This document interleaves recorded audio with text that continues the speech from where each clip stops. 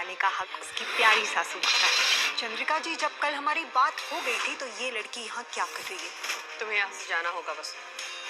Serial वसुधा में अब शुरू होने वाला है बदले का नया खेल।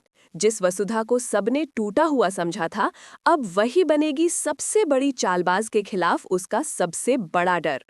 आने वाले एपिसोड में आप देखेंगे कि देव और नंदिनी की शादी की तैयारियां पूरी रफ्तार से चल रही हैं। हर कोई खुश है, बस वसुधा को छोड़कर।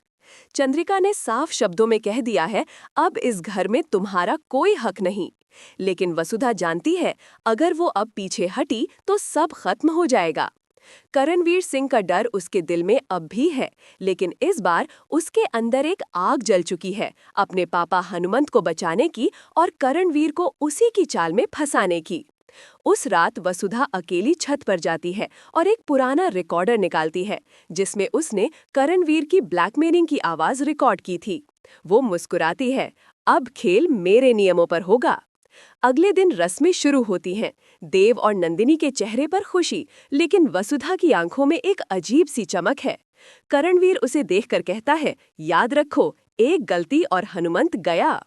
वसुधा हल्के से मुस्कुराती है, कभी कभी गलती नहीं, जाल भी बिछाना पड़ता है।